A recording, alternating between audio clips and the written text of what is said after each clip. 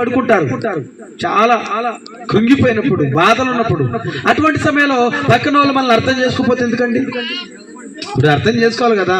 ఎన్నడూ పడుకున్నటువంటి వ్యక్తి ఈ రోజు పడుకున్నాడంటే అర్థం చేసుకోవాలి కదా. చూడండి ఎప్పటిదాకా వాళ్ళు లేవలేదు, ఎన్ని పనులు ఉన్నాయి, ఆ పనులు ఉన్నాయి, ఈ పనులు ఉన్నాయి. చాలా మంది మూలిగా నక్క మీద తాటిక పడేస్తారండి. అసలే వాళ్ళు బాధలో ఉండి, అసలే ఈ బలహీనత నుంచి ఎట్ట తట్టుకోవాలా, ఎట్ట నెట్టుకోవాలా, ఎట్ట జీవించాలా, అసలు నేను కొద్దిగా ఓపుకుంటే ఆగేదాన్ని కాదని వాళ్ళకి తెలుసు, ఇతరులకు కూడా తెలుసు. కానీ వీళ్ళు ఒక మాట ఏం చేస్తారంటే యాక్షన్ చేస్తుందంటారు. స్తోత్రం చేద్దాం. హల్లెలూయా. ఈ రాత్రి కాల సమయంలో ఎవరు అర్థం చేసుకున్నా, అర్థం చేసుకోకపోయినా పరిశుద్ధాత్మ దేవుడు నిన్ను అర్థం చేసుకోవడానికి సిద్ధపడుతున్నాడు. హల్లెలూయా. అటువంటి బాధతో ఆమె ఫోన్ చేసిందండి. ఇక తల ఇసిరేస్తుంది, అటు ఇసిరేస్తుంది. ఏదో ఒక వికారం, తెలియని బాధ, తెలియని కష్టం. ఇక మీకు తెలియదు, మీకు లాంటి వాళ్ళు అక్కడుండి ప్రక్కనే ఉన్నారు, అటు పక్కన ఉన్నారు. పెద్దమా, ఇప్పుడు నేను అయ్యగారికి ఫోన్ చేస్తాను, ఈ ఫోన్ లో ప్రార్థన చేస్తుంటేనే నీలో ఉన్నటువంటి ఆ బలహీనత పోతుంది, నువ్వు విశ్వాసం వచ్చు, దైవజనులు ప్రార్థన చేస్తాను. వచ్చేటప్పుడు ఇంతకు ముందే పేరేం పేరంటే ఏదో పేరు చెప్పారు.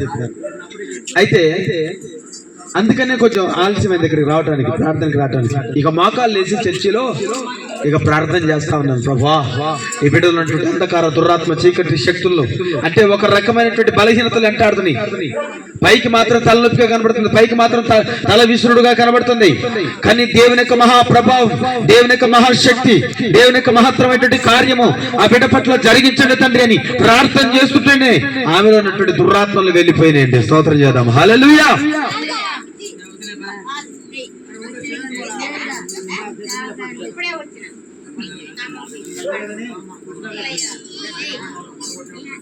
ఈ రాత్రి కాల సమయంలో నువ్వు ఎటువంటి బాధలో ఉన్నావు, ఎటువంటి కన్నీటిలో ఉన్నావు, ఎటువంటి దుఃఖంలో ఉన్నావు, దేవుని యొక్క వాక్యము బాధల నుండి నిన్ను బ్రతికిస్తుంది. హల్లెలూయా. ఒక వాక్యాన్ని చదవండి. యోహాను సువార్త 1వ అధ్యాయము 1వ వచనం నుండి చదువుకుందాం. ఆది యందు వాక్యము ఉండెను, వాక్యము దేవుని యొద్ద ఉండెను, వాక్యము దేవుడై ఉన్నాడు. హల్లెలూయా. ఆది యందు వాక్యము ఉండెను, వాక్యము దేవుని యొద్ద ఉంది, వాక్యము దేవుడై ఉన్నాడు. హల్లెలూయా. చిన్న ప్రార్థన చేద్దామా? మమ్మల్ని మిక్కిలిగా ప్రేమించిన మహాగణుడైన గొప్ప దేవుడా, అద్భుతాలు చేసి ఆశ్చర్యకరుడా, నీ పాదాలకు వందనాలు. ఈ రాత్రి కాల సమయంలో చదవబడినటువంటి లేఖన భాగంలో నుంచి కొన్ని విలువైనటువంటి అమూల్యమైనటువంటి మాటలను ఈ రాత్రి మీరు అందించండి. మీ వాక్కులను పంపించండి, నీ పరిశుద్ధమైన వాతావరణాన్ని ఉంచండి తండ్రి. చదవబడిన వాక్యం చాలా పాతది, కంఠస్థ వాక్యం తండ్రి. ఈ వాక్యంలో నుంచి నీ మాటలు పలికించమని యేసు నామమున అడిగి వేడుకొనుచున్నాము తండ్రి. ఆమేన్. ప్రపంచమంతటిలో పరిశుద్ధ గ్రంథం అని పిలువబడుతున్న బైబిల్ గ్రంథంలో నుంచి ఈ యొక్క పాత నిబంధన గ్రంథము, కొత్త నిబంధన గ్రంథము.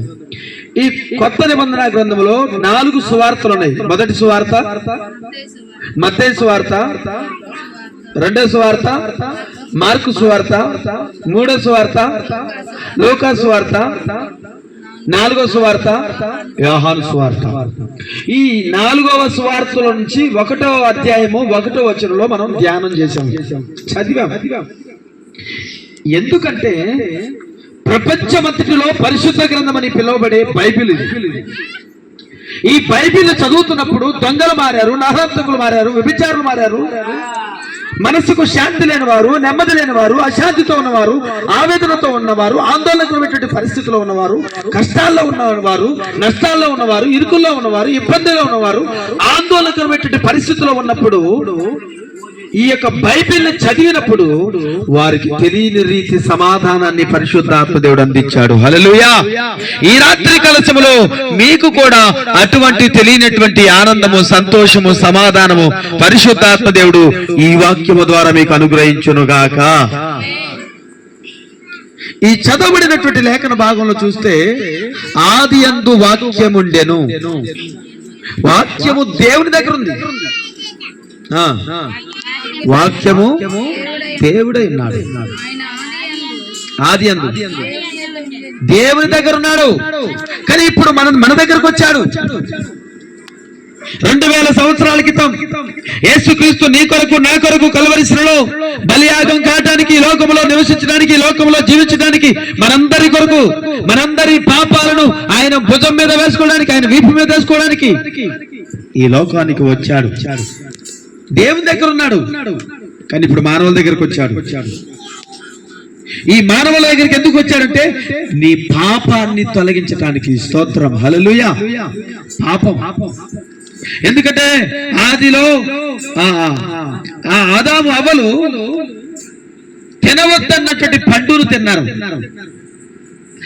తోటలో ఉన్నటువంటి చెట్లన్నీ ఫలాలు మీరు తినండి, కానీ ఒక్క చెట్టు పండు మాత్రం మీరు తినద్దు. తింటే ఏమవుతారు చెప్పండి? తింటే ఏమవుతారు? చచ్చిపోతారు. అసలు ఇటువంటి మాట ఎందుకంటే పల్లేరుగాయలు ఉంటాయా తెలుసా అండి మీకు? అవి తింటే ఏమైంది? మంచిగా బతుకుతారు, మంచిగా గన్నేరుగాయలు, సారీ గన్నేరుగాయలు. అవి తింటే ఏమైంది? చచ్చిపోతారు. ఒక ఆమె తిన్నదండి, ఒక ఆమె తిన్నది, కానీ ప్రార్థన చేస్తే అద్భుతంగా బ్రతికింది. దేవుని యొక్క సహాయం, దేవుని కృప. ఎందుకంటే ఇప్పుడు అవి తినకూడదు, తింటే ఏమవుతారు? ఎందుకంటే వద్దన్న పని వాళ్ళని చేస్తుంటారు. ఒక ఆయన పోయినాడు మెదకుంటున్నారు కదండి, వండరు ఏదో ఒకటి తింటున్నాడు. అది అపవిత్రమైనది, అవి క్రిములు చాలా వస్తుంటాయి, అభ్యంతరం లేకపోవచ్చు.